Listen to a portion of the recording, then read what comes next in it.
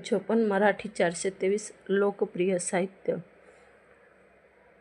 Semester 4th। आपण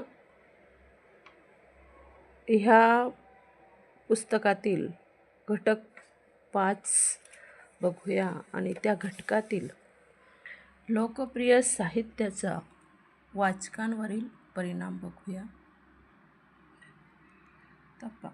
लोकप्रिय साहित्याचा वाचकांवरील परिणाम समाजाच्या परिप्रेक्ष्यातच साहित्यासह अन्य कलांचे संदर्भ उलगडता येऊ शकतात। लोकप्रिय साहित्याचा विचार करताना विशेषत्वाने हे ध्यानात घ्यावे लागते। याचे कारण लोकप्रिय साहित्याची लोकप्रियता समाजातील सर्व स्तरीय वाचकांमुळे लाभलेली असते। हा वाचक ज्या भाषेतील ती साहित्य कृती आहे ती भाषा वाचू व समजू शकणाऱ्या सर्व जाती धर्माच्या वयोगटाच्या आर्थिक स्तरातला असू शकतो। मुख्यतः मनोरंजन व वेळ घालवण्याचे साधन म्हणून या प्रकारच्या पुस्तकाचे वाचन केले जात असले तरी त्या साहित्याचा या वाचकांवर होणारा परिणाम दीर्घकालीन व सखोल स्वरूपाचा असू शकतो। लोकप्रिय साहित्याच्या वाचकांवर होणारा परिणाम कलात्मक साहित्याच्या परिणामापेक्षा अधिक खोलवर असू शकतो। याचे मुख्य कारण लोकप्रिय साहित्याचा बहुसंख्य वाचक हा बौद्धिक व मानसिकदृष्ट्या फारसा परिपक्व नसलेला, अनुकरणशील वृत्तीचा, भाबडा व रूढीप्रिय असतो। त्यामुळे या साहित्यामुळे या वाचकांवर भावनिक, मानसिक, नैतिकदृष्ट्या गंभीर स्वरूपाचे प्रभावी परिणाम होत असतात आणि या साहित्याच्या संस्कार क्षमतेमुळे अनेक वाचकांच्या जीवनामध्ये सकारात्मक बदल घडून आले दिसतात। काही मुद्दे त्यात भावनिक परिपूर्ती, अनुकरण, संस्कार क्षमता, सकारात्मक व आशावादी दृष्टिकोन। भावनिक पहिला मुद्दा बघूया की भावनिक परिपूर्ती।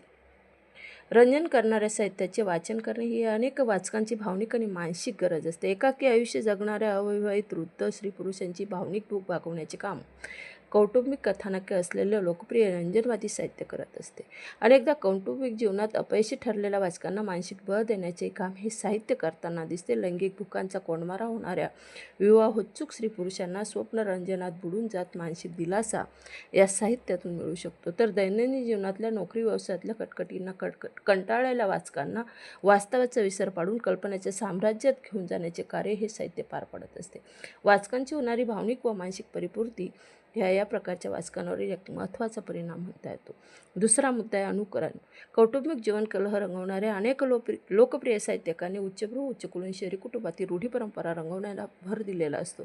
या प्रकारची कथानके असलेल्या पुस्तकांच्या वाचनामुळे अन्य जातीय वाचकांना त्याचे अनुकरण करावेसे वाटते। ग्रामीण भागातील वाचकही शहरी व आधुनिक कुटुंबाच्या जीवनशैलीचे अनुकरण करण्यात धन्यता मानतात।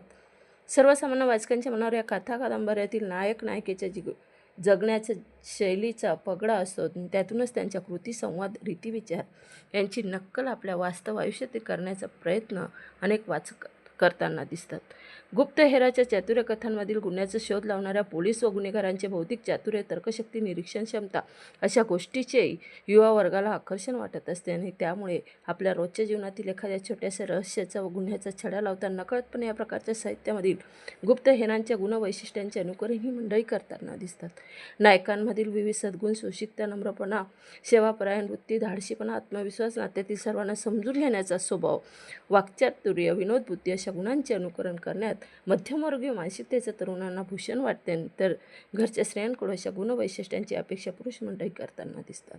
तिसरा मुद्दा आहे संस्कार क्षमता।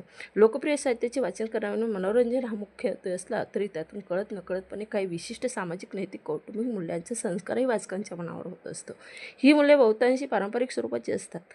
कोणत्याही प्रकारे समाजाच्या विरोधात जाणे, बंडखोरी करणे सहसा या साहित्य कृतीमधील आशयाला मानवणारे नसते। सर्वसामान्य वाचकही प्रवाहाविरुद्धचे जीवन जगण्याऐवजी चाकोरीबद्ध पद्धतीचे जगणे स्वीकारत असतो। आपल्या आयुष्यात त्यांना कोणत्याही प्रकारचा संघर्ष नको असतो। त्यामुळे अशा सामाजिक नीतिनियमांच्या चाकोरीतून राहून आनंदी व सुखी जीवन जगण्याची स्वप्ने पाहण्याचे बळ या साहित्यामधून अशा वाचकांना लाभत असते। कौटुंबिक वातावरणात नात्यामधील दुरावा, संघर्ष टाळून सामोपचाराने जगण्याची सूत्रेही काही वाचकांना या प्रकारच्या साहित्यामधून सापडत असतात।